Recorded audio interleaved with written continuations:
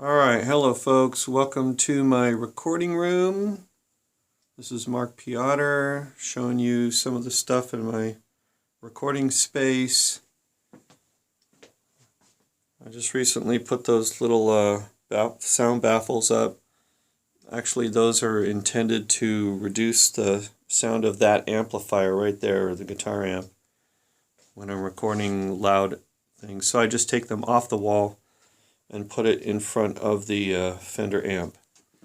Okay, so the signal path starts with the microphone. Okay, yes, that is a woman's nylon sock over the microphone, plus a little windscreen. Okay, to keep some of the pops and the airs off of the mic.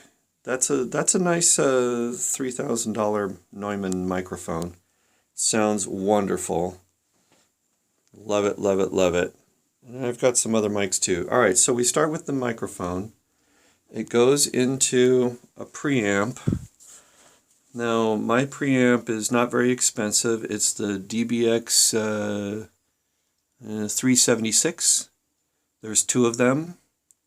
So one for left and right if I'm recording two mics at once.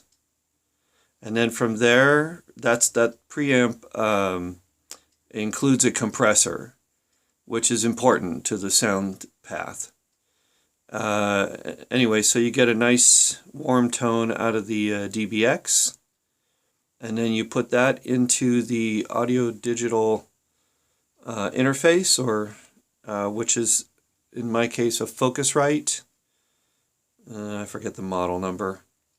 But it's 8 channels at a time. So this Focusrite will handle 8 signals at a time, but I only give it 2, or usually 1.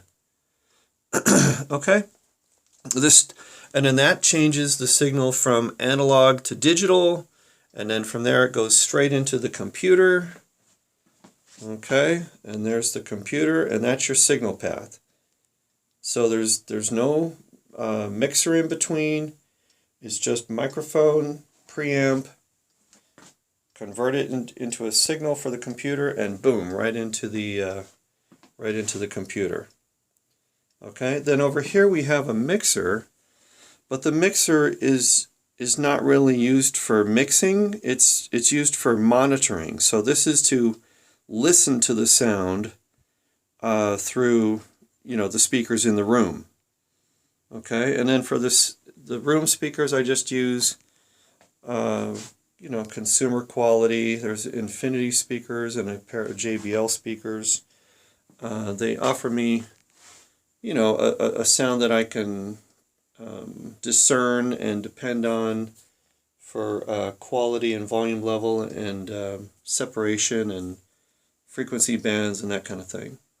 I happen to have 2 monitors for my computer. Okay, so that's just an introduction to the signal path. Now what I want to do is show you one of the tedious but necessary things that we have to do in editing my recordings. Okay, so pause.